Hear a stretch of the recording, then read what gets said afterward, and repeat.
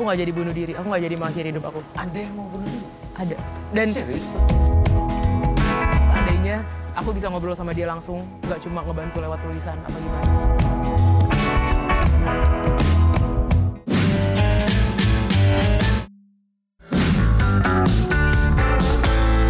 Kali perkataan yang kita lontarkan bisa jadi menyakitin hati orang lain.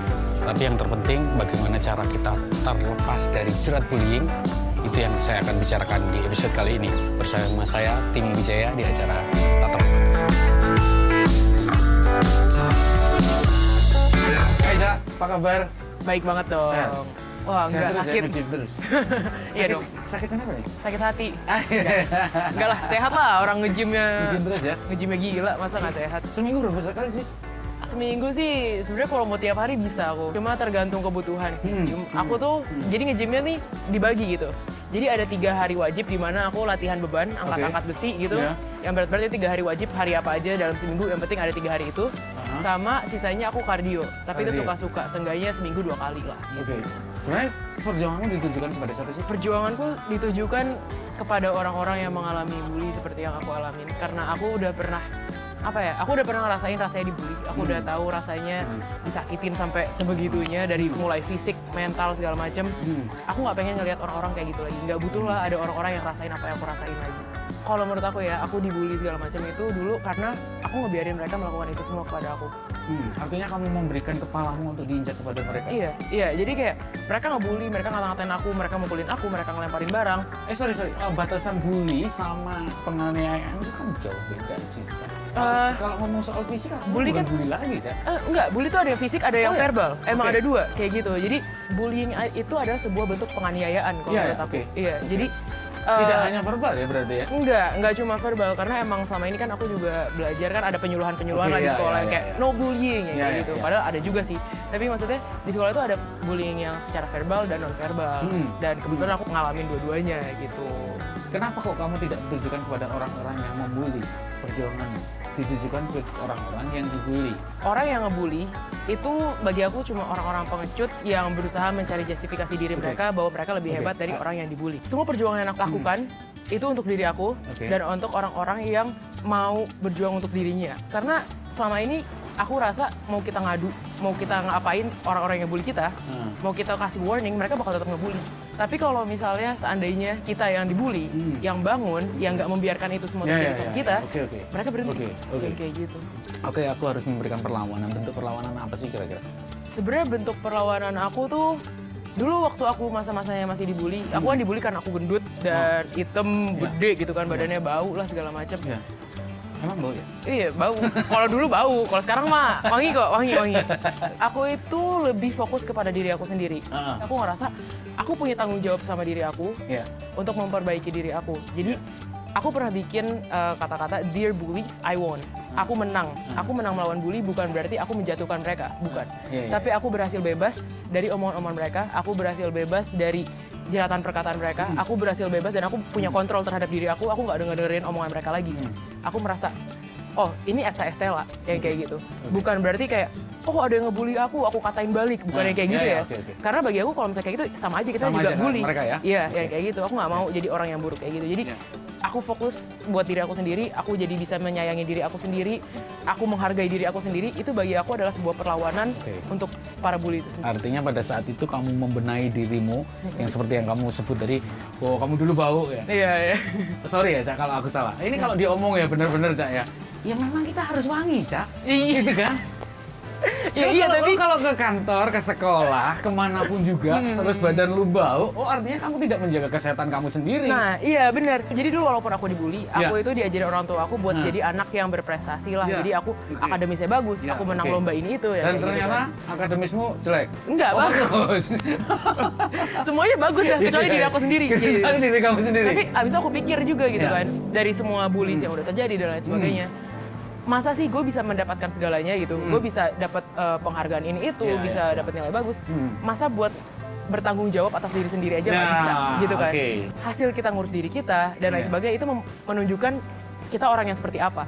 Masa kita ngurus diri sendiri aja nggak bisa gitu, terus kita mau sok-sokan ngurusin yang lain yang kayak gitu. Orang tua saya mengajarkan kamu hargain dirimu sendiri ya, kalau pengen dihargain orang lain. Betul. Emang mau apapun yang terjadi di luar ya, mau kita kayak gimana, kalau misalnya kita udah sayang sama diri kita, kita udah mencintai diri kita benar peduli gitu, dan kita mau yang terbaik sama diri kita, itu bakal kelihatan di luarnya. Sebagai anak muda ya, apa yang diomongin orang tua tuh rasanya tuh kayak bohong. Tapi kalau diomongin temen kayak, iya emang gue kayak gitu. Itu bener-bener kayak, gak tahu kenapa mikirnya kayak gitu. Dulu walaupun aku gendut, mamaku bilangnya aku cakep-cakep aja, padahal gak juga. Bisa jadi kamu lebih pintar daripada orang tuamu. Soal pendidikan, soal apapun bisa jadi. Tapi orang tuamu itu lahir duluan. Artinya pengalamannya jauh lebih banyak. Iya emang itu sih, aku akuin. Jadi dulu itu mungkin masih muda banget, masih kecil lah ya. Itu dan terpengaruh omongan sekitar tuh gampang banget. Jadi kadang aku terlalu dengerin omongan-omongan yang negatif sampai lupa omongan-omongan yang positif. Sementara cerita menarik dari narasumber yang menginspirasi. Di MTV Indonesia itu saya upgrade diri saya sendiri. Alhamdulillah, berarti kalau kita ngajuan kita buka cabang kedua. Dibalut dalam sebuah perbincangan ringan. Zaman dulu handy dulu kan, harus pakai. Jangan lewatkan setiap kisahnya tatap muka setiap Rabu pukul 20 waktu Indonesia Barat hanya di JPM Stream. JPM Stream, sebuah aplikasi Play Store yang memudahkan kamu untuk menyaksikan program terbaik dari 30 TV jaringan Jawa Pos TV. Jawa Pos TV, JTV, Padang TV, Simpang 5 TV, Kawanwa TV, Nirwana TV, BTV,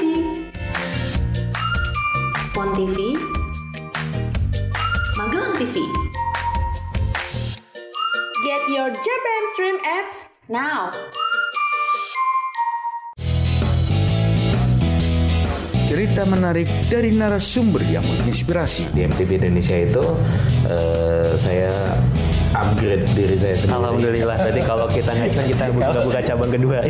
Dibalut dalam sebuah perbincangan ringan. Zaman dulu handy dulu kan, harus pakai. Jangan lewatkan setiap kisahnya tatap muka setiap Rabu pukul 20 waktu Indonesia Barat hanya di JPM Stream. kita tahu kalau misalnya ada gelas kosong nih diisi air got terus isinya jadi air got gitu kan. Tapi kalau diisi air bersih ya isinya air bersih gitu kan. Gimana ya, kalau misalnya yang bagus yang bisa aku jadiin saran buat diri aku ya aku ambil. Kalau yang enggak ya aku diemin yang kayak gitu. Sebenarnya bukan masalah pembuktian diri kepada orang-orang sekitar, tapi ke diri aku sendiri gitu. Jadi kayak Eca, lo tuh pantas dihargai, lo tuh pantas dianggap dimanusiakan gitu loh. Bagi aku itu adalah hal yang terpenting, bukan masalah oh tukang bully jadi diem, bukan masalah yang kayak gitu. Jujur aku nggak peduli sekarang hidup mereka kayak apa, tapi yang penting akunya happy. Seperti halnya pelari itu, kalau kamu fokus untuk ke finish itu jauh lebih cepat dibandingkan kamu fokus untuk menjatuhkan lawan. Iya, karena bagi aku kalau misalnya kita emang bagus ya, kita udah nggak perlu ngejatuhin lawan kita. Kita tahu bahwa semua orang punya kelebihan kekurangan masing-masing. Ya biarin aja kalau misalnya tukang bully aku itu akhirnya berubah terus punya kelebihan dan dia menonjolkannya, bagus gitu. Ya udah gitu. Yang penting nggak usah deh ganggu hidup gue gitu loh.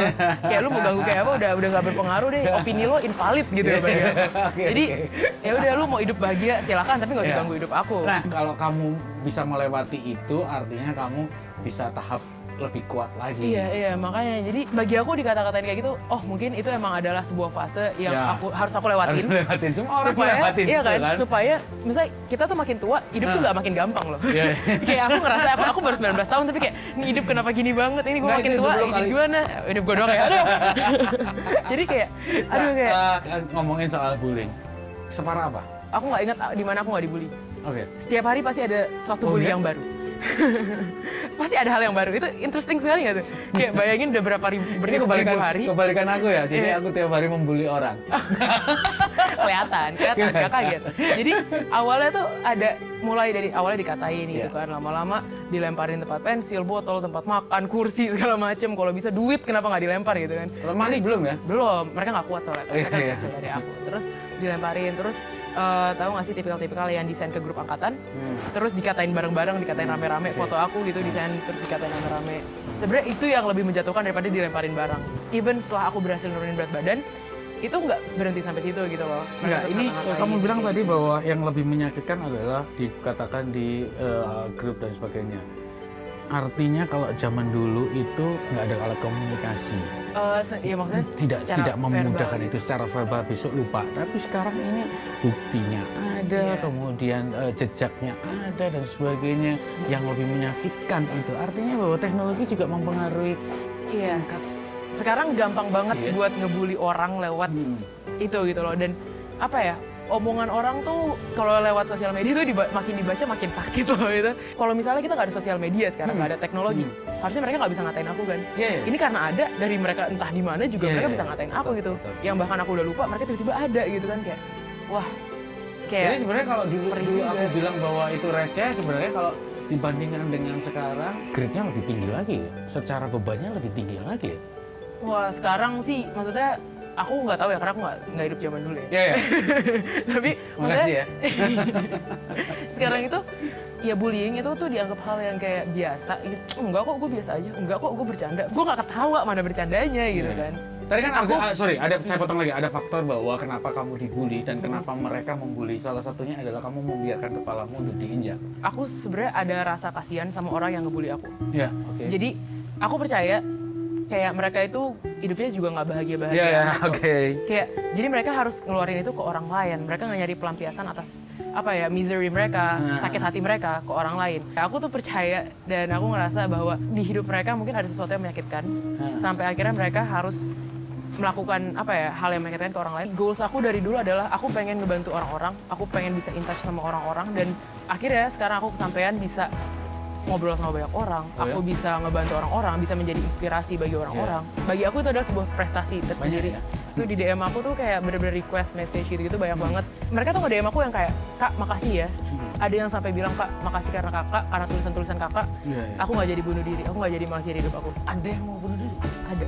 Dan serius, bahkan ada yang kayak, Kak ada adik kelas aku, dia tuh selalu posting-posting tentang tulisan-tulisan kakak yang menyemangati, dia berusaha menyemangati dirinya sendiri. Tapi di saat itu aku nggak kenal dia kan. Nah, tapi seminggu yang lalu dia tiba-tiba hilang. She end her life. Seandainya aku bisa ngobrol sama dia langsung, nggak cuma ngebantu lewat tulisan apa gimana. Saya lebih tertarik bahwa kamu harus berjuang untuk dirimu sendiri. Bahwa kamu harus bisa menghargai dirimu sendiri. Iya, makanya kalau aku bisa bantu dia kayak apapun. Semua orang bisa bantu. Mama aku bisa marah-marah ke tukang bully gitu. Tapi kalau misalnya aku nggak mau menolong diri aku saat itu, aku juga bisa hancur gitu. Selanjutnya kamu menciptakan pola hidup sehat. Atau healthy balance diet kalau aku nyebutnya. Ada trik khusus untuk hidup sehat ala Echa gitu. Kalau hidup sehat ala aku tuh gampang banget. Eat food, like real food, makan makanan yang berkualitas yang emang dimasak dari dapur. Terus abis itu jangan terlalu banyak, secukupnya aja. Mau makan pizza, mau makan ayam kayak mau makan apa ayam goreng, yang penting secukupnya aja, jangan kebanyakan dan makan banyak sayur. Terus aktif olahraga. Udah sih, itu aja sih. Olahraga aktif, menggaungkan untuk love yourself aktif. Sampai ketemu di tatap muka selanjutnya.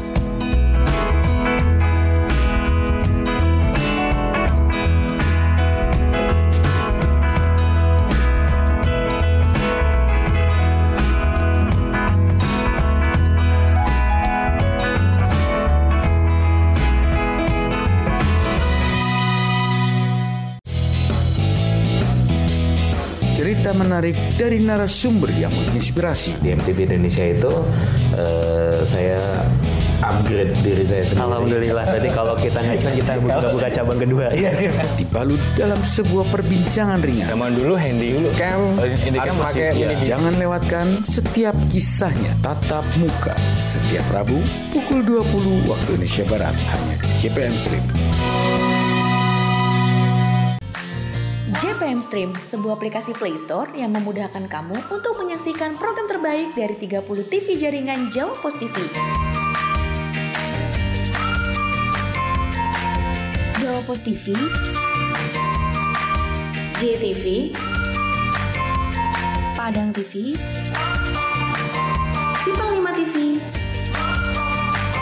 Kawanwa TV, Nirwana TV, BTV, Pon TV, Magelang TV. Get your JPM Stream apps now.